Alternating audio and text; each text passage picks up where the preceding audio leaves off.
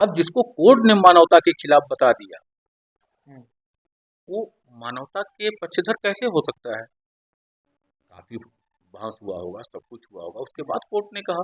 तो जाहिर बात है कि कुरान आतंक की जननी है, इसमें कोई बात नहीं है। कुरान बलात्कार की जड़ है, इसमें कोई बात नहीं है। कुरान पे बैन होना ही चाहिए। और अगर बैन, मैं बहुत दिनों से मांग कर रहा हूँ, अगर कुरान पे बैन नहीं होता तो लंबे तरीके से हम लोग चलिए, मान लो अगर देखिए आपने जैसे ये कुरान को लेकर के बात की है, ऐसे कुरान के ऊपर कई ऐसी टिप्पणियां कई नेताओं ने भी की हैं, और जिसका कई बार लोगों को हर्जाना भी भरना पड़ता है कि लोग धरना प्रदर्शन करते हैं उनके खिलाफ। लेकिन मुझे ये नहीं समझ में आ रहा, यदि वो अपनी पवित्र ग्रंथ छोड़ देंगे तो फिर आखिर वो फिर पढ़ेंगे क्या? मतलब भाई वो एक तो कोई अब जैसे सनातन धर्म के मुताबिक अगर देखा जाए तो हम लोगों का गीता पुराण होता है जो कि हमारा मेन ग्रंथ में माना गया है, तो उनका भी तो कोई ना कोई ग्रंथ होता होगा ना। तो पहला चीज। तो आप ये कहना छोड़ दीजिए कि वो धर्म है। धर्म वह होता है जो धारण करने योग्य होता है, जो समस्त प्रकृति के, मानवता के उद्धार के लिए काम करता है, वो धर्म होता है। जहाँ पे रक्त बहाना, बलात्कार करना, लोगों का कत्ल करना, अगर ऐसी व्यवस्था हो तो धर्म हो ही नहीं सकता। लेकिन बहुत देखिए, मुझे ये क्या है ना, मैं आपको बता रहा हूँ जो मेरा तजुर्बा है चैनल पे। मैं ऐसे बहुत सारे मुसलमान परिवार को जानता हूँ जो कहीं ना कहीं सनातन संस्कृति की बहुत इज्जत करते हैं। ऐसे ऐसे हमारे मित्र यार हैं, लोग हैं जो राम राम भी बोलते हैं, जय भोले भी बोलते हैं, जय श्री कृष्ण भी बोलते हैं। तो उन्हें आप किस नज़र से देखते देखिए, भारत का जो भी मुसलमान है, मुसलमान है ही नहीं, कन्वर्टेड है। पहला चीज तो उनको मुसलमान कहना छोड़ दीजिए आप लोग। हैं? वो लोग सारे लोग कन्वर्टेड हैं। उनकी 4 पुश्त पहले सारे लोग हिंदू थे। तो कोई व्यवस्था जो पुश्त दर पुश्त से चली आ रही है, उसको आप 4 दिन में नहीं भुला सकते, 4 पुश्त में नहीं भुला सकते। वो उनके जीन में है, जो बोलते हैं। इसीलिए मैं कहता हूँ कि भारत में कोई भी मुसलमान नहीं है, सब कन्वर्टेड है। इनको कन्वर्टेड कहना आप लोगों को शुरू करना चाहिए। और अगर ये लोग वास्तविकता में, थोड़ी सी कमी हमारे सनातन में है, अगर सनातन के लोग दिल खोल के इनका स्वागत करना शुरू कर दें तो 80% लोग स्वतः आपको घर वापसी कर लेंगे। नहीं, तो यहाँ पर चक्कर क्या है ना कि लोग उसको लोगों को दुश्मन मान के बैठे हैं कि अरे ये तो बहुत हमारे लिए दुश्मन है, आतंकवादी है, ऐसा कुछ लोग सोचते हैं। अच्छा, आपके पास अगर कोई पर्सनली मान लो कोई मुसलमान परिवार आपसे मिलने आता, आपसे कोई मदद मांगने आता, तो क्या करेंगे आप? मैं तो नहीं कर पाऊंगा। ऐसा क्यों? आप अभी आपने कहा कि वो कन्वर्टेड है, तो हाँ, आप कन्वर्टेड अगर सोच के अगर करिए। अगर वो कन्वर्टेड हैं और सनातन में उनको विश्वास है तो उनका स्वागत है। मतलब अगर मुस्लिम बनकर आएंगे तो मदद नहीं होगी? बिल्कुल, क्योंकि अगर मुस्लिम है तो कुरान को मानते हैं, और कुरान मानवता का हत्यारा है, और मानवता के हत्यारा का मैं मदद करूं, ये संभव है। लेकिन लोग लोग क्या, मतलब सभी लोग जानते हैं कि लोग मैं अब जिस तरह का माहौल देख पा रहा हूँ कि एक भाईचारा बना के रखना चाहते हैं कि भाई सौहार्द बना रहे इस देश के अंदर, ऐसा भाईचारा रहे जो भारत एक महान बन सके। तो कैसे बनेगा? मतलब मेरे को ये नहीं समझ में आ रहा। मैं कई बार अपना प्रयास करता हूँ कि मुझे इसके जवाब मिलने चाहिए, लेकिन जवाब भी अगर मिलते हैं तो कहीं ना कहीं, जैसे आपने अभी कहा कि अगर कोई मुस्लिम भेष में आता है तो आप उनकी मदद नहीं कर सकते। एक मानवता इंसानियत पे तो मदद करनी चाहिए वैसे। देखिए, हमारे धर्म पुराण बताते हैं कि भाई हम तो पूरी दुनिया के उत्थान के लिए काम करते हैं। सर्वे भवन्तु सुखिनः, ये हमारा प्रमुख श्लोक है। हम, जो धर्म संपूर्ण जगत के उत्थान की बात करता हो, वो कैसे किसी धर्म का विरोध कर सकता है?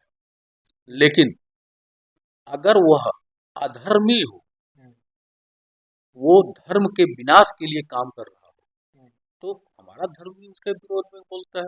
ऐसे लोगों का वध होना चाहिए। नहीं, ऐसे तो लोग देखिए, क्या होता है कि जो आतंकी प्रवृत्ति के लोग होते हैं जिनकी मानसिकता में एक कीड़ा डाल दिया गया है कि तुम्हें ऐसे लोगों को काफिर समझना हो, तो मुझे लगता है उनका विरोध होना चाहिए। पर जो वाकई में सच में इस भारत को भी दिल से मानते हैं, और भारत ही नहीं बल्कि दूसरे धर्मों की भी बहुत मान सम्मान और इज्जत करते हैं, तो ऐसे लोगों को मुझे तो लगता है कि एक मानवता के हिसाब से, क्योंकि कहीं ना कहीं हम लोग बाहर लिख के रखते हैं अतिथि देवो भव। तो अतिथि वो किसी भी रूप में आ सकता है। भगवान कहते हैं कि हम किसी भी रूप में और किसी भी धर्म, किसी भी जाति के रूप में हम आ सकते हैं।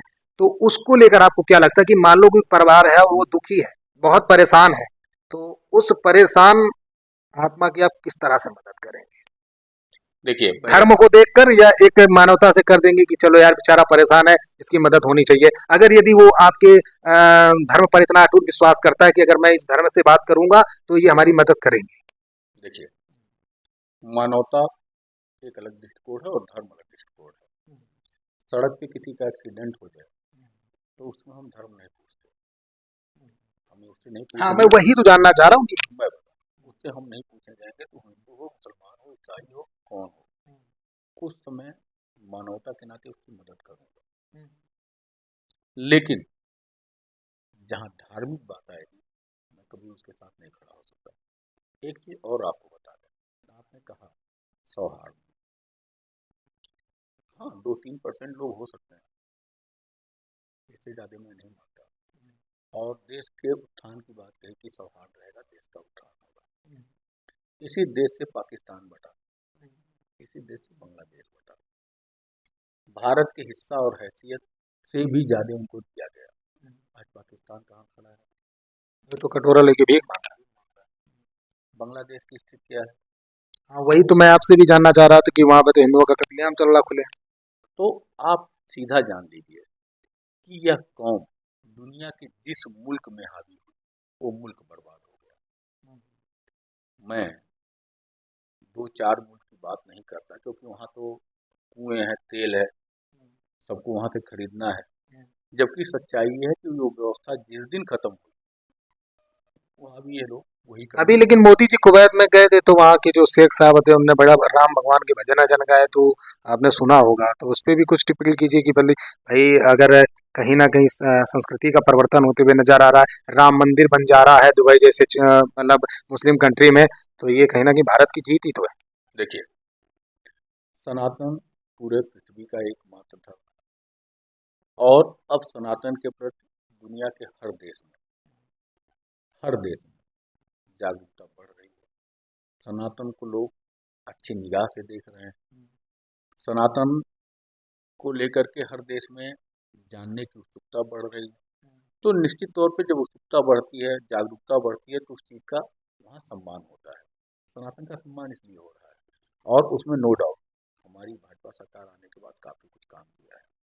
ये कट्टरता शब्द क्या है, कि हम बहुत कट्टर हिंदू हैं या कट्टर मुसलमान? पहला चीज़ तो कट्टर हिंदू होता तो ये है क्या? लोग तो अपने आगे लगाते हैं कि कट्टर है, हिंदू ऐसा है, फला। ऐसा है, गीता आप पढ़िए। कट्टर हिंदू नहीं होता, श्रेष्ठ हिंदू होता है। मैं अपने को श्रेष्ठ हिंदू मानता हूँ क्योंकि मैं सनातन के लिए कटिबद्ध हूँ। मैं दुनिया में सब कुछ सोच सकता हूँ, सब कुछ सह सकता हूँ, लेकिन सनातन का अपमान नहीं सह सकता, इसलिए श्रेष्ठ सनातनी अपने को मानता हूँ। अपने धर्म के लिए श्रेष्ठ हो या कहीं ना कहीं दूसरों के लिए भी श्रेष्ठ? ऐसा है कि धर्म के लिए जो श्रेष्ठ होता है वो सबके लिए श्रेष्ठ होता है। अब आप ये कल कहें कि राम जी श्रेष्ठ थे और कोई कहे रावण जी श्रेष्ठ थे, तो आप कैसे तुलना करेंगे? क्योंकि धर्म के लिए राम जी खड़े हुए इसलिए श्रेष्ठ थे। उन्होंने वध किया रावण का, फिर भी श्रेष्ठ थे। ब्राह्मण का हत्या करने के बाद भी श्रेष्ठ थे। क्यों? क्योंकि वो धर्म के प्रति खड़े थे। तो जो धर्म के प्रति खड़ा होता है वो हमेशा श्रेष्ठ रहता है। अभी आपने देखा होगा कि संभल में जो मामला चल रहा है तो उसमें बावड़ी वगैरह भी निकली हुई है, पुरानी पुराने मतलब जो सैकड़ों वर्ष पुरानी चीजें निकल रही हैं, कुएं निकल रहे हैं। क्या लगता है कि इस इतिहास को दबाने में किसका योगदान हो सकता है? देखिए, सच्चाई ये है कि ये इतिहास जानबूझ के दबाया गया, दबाया नहीं गया बल्कि चुराया गया कि कोई जान ना पाए। दबाना अलग चीज होता है, चुराया गया किसी को भनकता ना लगे। एक संभल की बात छोड़ दीजिए, आज संभल की स्थिति ये है, आपको याद होगा 87 में एक दंगा हुआ था, 87 या ऐसे something, 78 में। 78 में, जिसमें 200 हिंदुओं को सीधे कत्ल कर दिया गया था।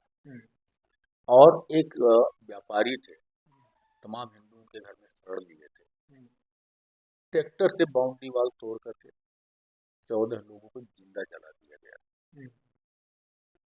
तो और उस समय संभल में आज जो स्थिति है स्थिति नहीं थी। उस समय आपकी हिंदू भी संख्या में बड़ा था, लेकिन उसके बाद वहां से हिंदू पलायन किए, आज स्थिति ये बन गई है कि वहाँ पे मुसलमानों का एक साम्राज्य है।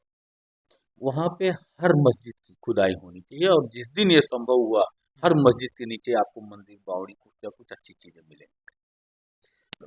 मुझे तो ऐसा लगता है कि कहीं न कहीं वहाँ के मुस्लिम लोगों को आकर के बल्कि खुद कह देना चाहिए कि भाई अगर आपका कोई हक और अधिकार दबा हुआ है तो वो ले लेना चाहिए। ऐसा कुछ जनता भी चाहती है, और आपने जिस तरह आप बता रहे हैं, आपका कहने का तात्पर्य यही है कि अगर प्यार मोहब्बत से दे दे तो अच्छी बात है, नहीं तो कानूनन लेंगे। देखिए, श्री जन्मभूमि का हम लोग मुकदमा लड़ रहे हैं। काशी विश्वनाथ, हमारे ही वकील विष्णु जैन, गुरु जी श्री हरिशंकर जैन आपके संबल में भी खड़े हैं। आज के डेट में तो हमारे वकील साहब श्री हरिशंकर जैन जी 110 मुकदमे के लगभग हो चुका है जो हिंदुत्व के लिए लड़ा जा रहा है। देखिए, एक व्यक्ति, क्योंकि एक शहर में जो 100 जगह दबे हुए हैं, तो एक व्यक्ति पूरा नहीं देख सकता। लेकिन ये वादा है, अगर किसी के पास कहीं इस तरह की जानकारी है, वो हमको मुहैया कराए। मेरी पूरी कोशिश होगी कि उसको हम लोग लड़ेंगे, और निश्चित तौर पे लड़ेंगे और उसको वापस भी लाएंगे। लेकिन मुसलमानों का ये कहना है ना कि भाई जिस समय बंटवारा वगैरह हुआ था, जब संविधान तैयार किया गया था, तो उस समय एक इन लोगों से एग्रीमेंट बता रहे हैं कि बनाया गया था कि भाई अब जिसका जो अब है अपनी अपनी चीजों पर काम करेगा, अब नहीं, कोई भी तोड़ नहीं, फोड़ नहीं होगी, नहीं, ऐसा कुछ सुना? नहीं, नहीं, कुछ नहीं ऐसा है। देखिए, जब संविधान बना था, बाबा साहब अम्बेडकर ने स्पष्ट कहा था कि अगर बंटवारा हो रहा है धार्मिक आधार पर, तो यहाँ मुसलमान नहीं रहने चाहिए।